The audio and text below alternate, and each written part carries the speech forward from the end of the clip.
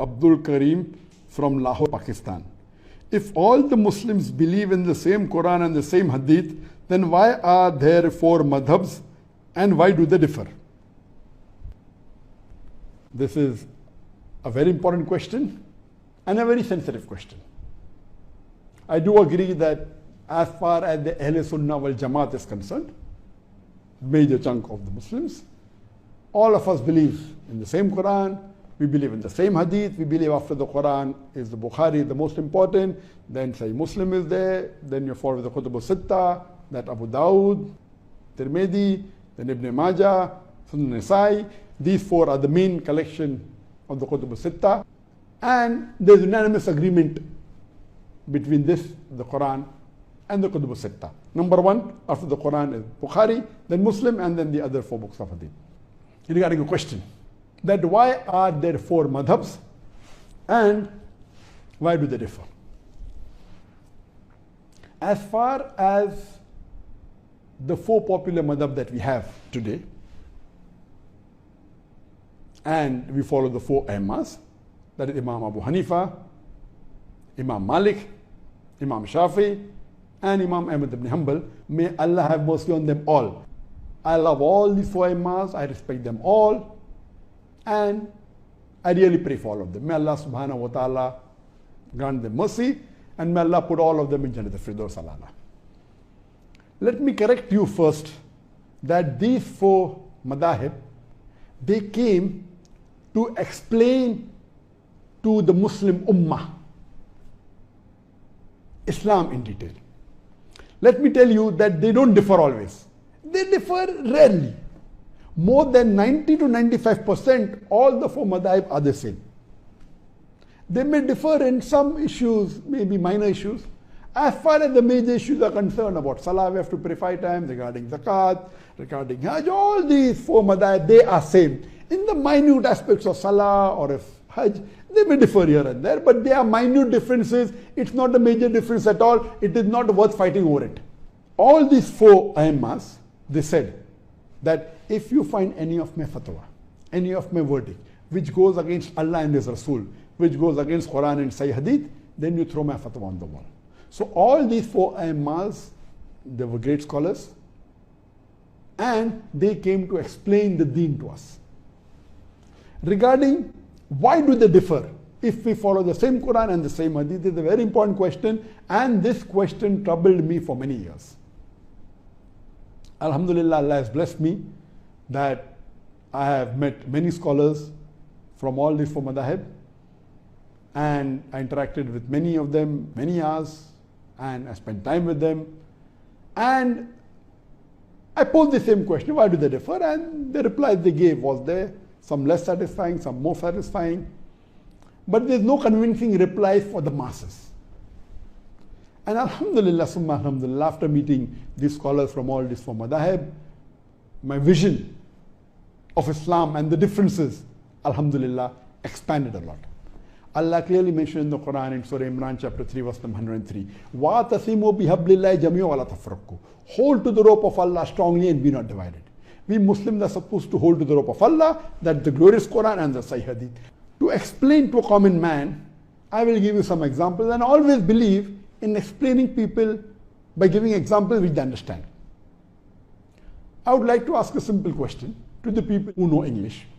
What is the spelling of the word color? Can you guess?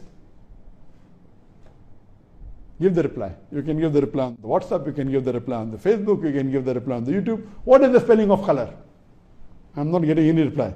What is the spelling of color?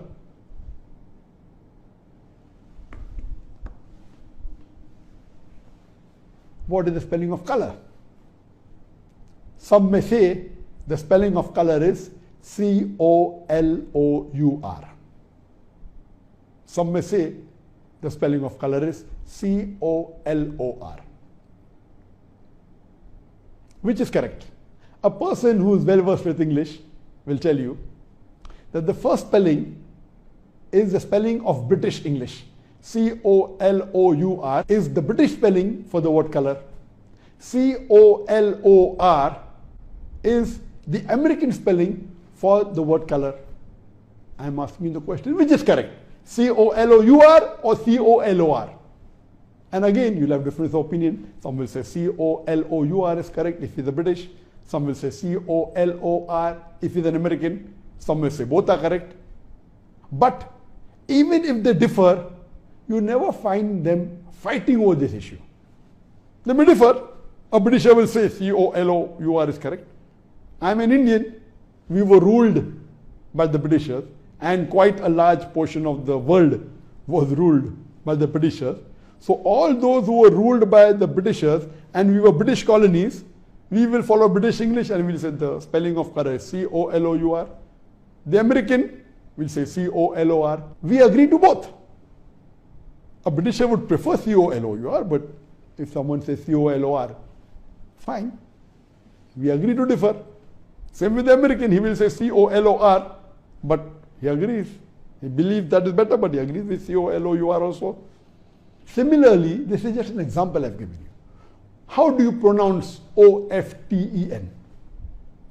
How would you pronounce O-F-T-E-N? Some will say often, some will say often. Previously it was often, then it became often. Now new people are saying no, often is correct. T is not silent, it should be pronounced. Some say T is silent, and then there's a big debate for that. But we realize that both are correct in their own ways. Similarly, these schools of thought, four that we have, actually there were many tens and hundreds of imams and scholars. These four, Imam Abu Hanifa, Imam Malik, Imam Shafi, Imam Ahmad ibn Hanbal, may Allah have mercy on them all. May Allah grant them Jannat al-Firdaus to all. They were more popular, or maybe their students made them popular. There were many other imams, many other sheikhs, many other scholars. But these four, their teachings became more popular. Maybe the students made it more popular. And that's how we have these four major madhahibs. But all these four great scholars and four aimmas, they never came to bring a division in the Muslim Ummah. They explained their point of view. Because if it is very clear cut in the Quran, there is no problem at all. If it's clear cut in the Hadith, the difference comes when there is a difference of opinion. Now, why is there a difference of opinion? I will discuss that. Previously, I used to think, okay, fine, maybe the difference is in the Hadith. Some people say Sahih Hadith, some people say Zaif Hadith. That is the difference. That is not the real answer. That may be in some cases. After meeting so many fuqahas and scholars of the different madhahib, I've come with this example of the spelling or the example of pronunciation. So similarly, these madhahib differ. What is the major reason? According to my study, there is usul fiqh, that in areas where it is not very clear cut, Quran says alcohol is haram, there is no fiqh in it. Allah says haram, it's haram. So no one will differ allowed or not allowed. So that's common. Where there is difference in understanding the Quran or the Hadith, etc., then the fiqh starts. So as far as usul fiqh is concerned, there are different criteria for giving your ruling on fiqh. Some may have 5 criteria, some may have 6, some may have 7, some may have 9, some may have even 10. I will not discuss in detail, time does not permit and difficult for common man to understand. I'll just give you a few examples for better understanding. Number one difference is difference in the criteria. As far as the first 2 criteria are concerned, it is the same. Number one criteria in all madhahib, all schools of thought, it is Quran. Number one, there's no difference in it. Number 2 is the mutawatir hadith. All the schools of thought believe that number 2 criteria for fiqh is the mutawatir hadith. What is the mutawatir hadith?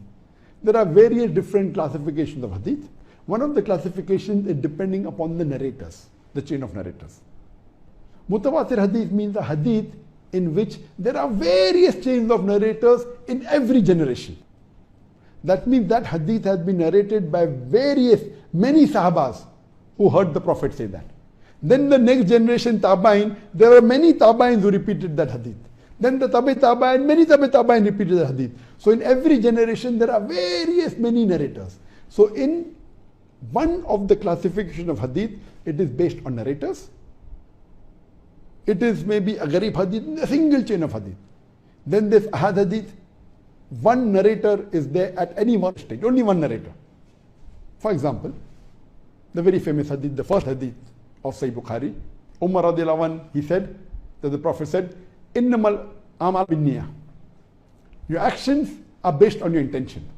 All you find this hadith in Bukhari, in Muslim, in various books of hadith, but there's only one Sahaba who narrated it. So if any of the stages, where the stage of Sahaba or the Taba'in or Taba'i Taba'in, any of the stages of narration, if any of the stages have only one narrator comment in all the hadith, it becomes Ahad hadith.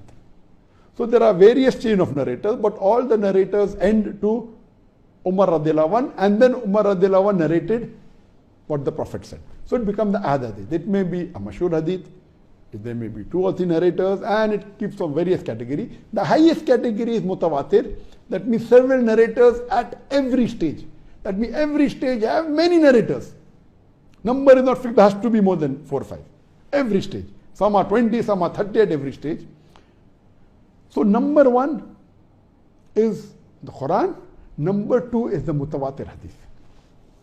All the schools of thought agree that the number 2 highest category of evidence after the Quran is the mutawatir hadith. Third category onwards, the third criteria of evidence differs in different schools of thought.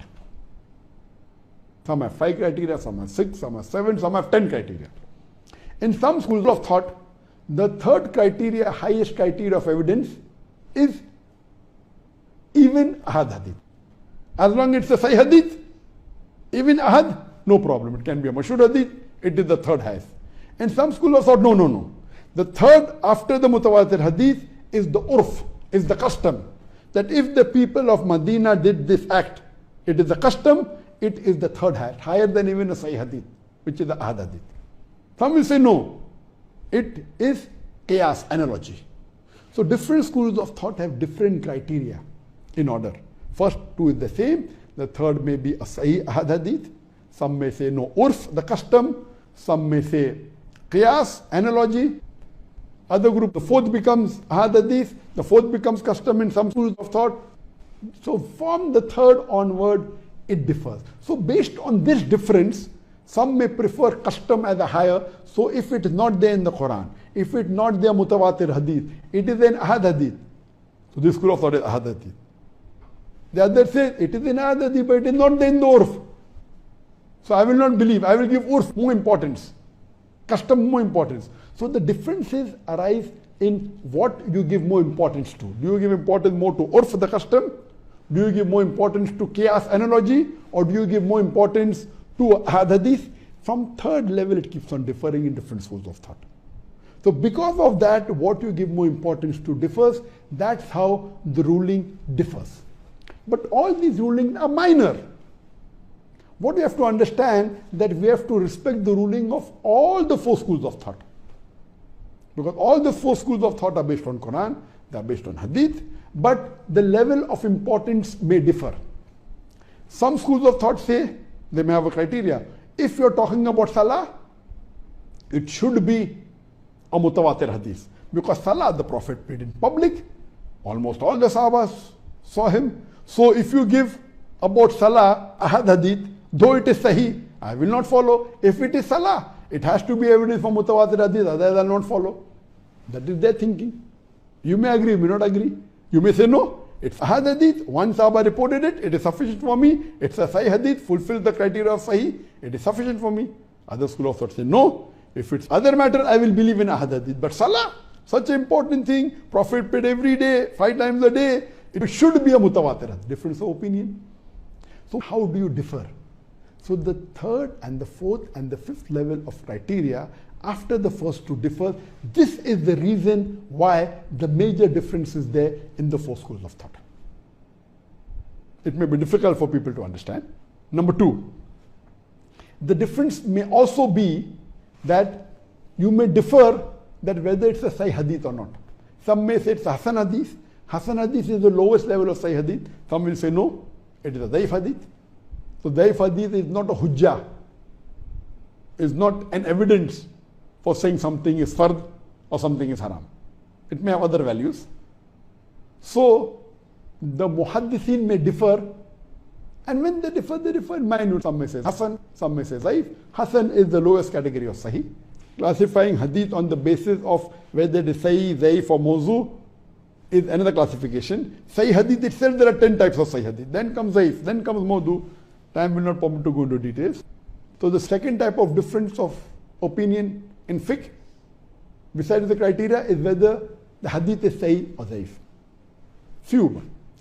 Third, may be difference in understanding the hadith. For example, the hadith of the Prophet ﷺ, that after ruku, the Prophet stood and he kept his hands where they were. So some schools of thought, I'm not mentioning the names purposely, some schools of thought say the Prophet kept his hand on his chest. Before he went to ruku, the hand was on the chest. So after ruku, when they get up, they keep the hand on the chest. The other Aimma say no. Before starting the salah, where were the hands? The hands were at the side. So when they get up from ruku, they keep the hands on the sides. So here you understand that the difference is because understanding the hadith. All of them agree that the hadith is sahih, but one fuqaha agrees this hadith refers to where were the hands before going to ruku. The other fuqahas agree that it was before starting salah. So difference in interpreting the hadith. So one is because of criteria, which is the major difference. Number two is that difference in whether it's a sahih or zaif. Number three, in understanding the hadith. Similarly, there can be a difference in understanding the Quranic verse also. For example, the verse of the Quran says that when a woman touches, your wudu breaks. So one fuqaha agrees that physical touch breaks the wudu. The Arabic word is masa, coming from the word lamasa. Lamasa has got two meanings in Arabic. One means a sexual touch, one means a physical touch. So one fuqaha takes it as a physical touch and says physical touch breaks the wudu.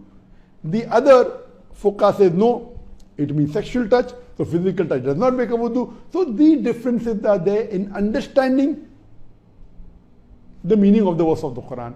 So because of these differences, whether it be difference in criteria, whether it be difference in whether it's Sahih or Zaif hadith, whether it's a difference in understanding the hadith, whether the difference in understanding the verse of the Quran, because of this, the differences are there, and these differences are minor. We should not fight over it. What we find today, that because of these issues, there are some people who just study for a few months or few years, and they start saying that, okay, my fiqh is the best and is the only right one, which is wrong. All these were great fuqahas. We love them all, we respect them all. Even they among themselves, when they differed, they respected. They agreed with the other view. What they said, my view I think is afzal. It is better. That doesn't mean you are wrong. But today, most of them, you are wrong, I'm right. What I say, even I am right. To say I am only right is a big problem. Or you can say, I think this is afzal, this is better. That you can say. But today what we have, no, I am only right, you are wrong. Because of that there is tension and there is fighting. We Muslims should be united. These are petty issues. The differences are going to be there. There were differences in the Sahabas. We should not fight over it, and we should agree that we agree to disagree. We should not fight over it. And all these issues are not on the major issues, they are minor issues. So I request the Muslim Ummah that we should be united, and we should respect these Aimmas, and we should respect the scholars, and see to it that we follow the Quran and Sahih Hadith as close as possible. Hope that answers the question.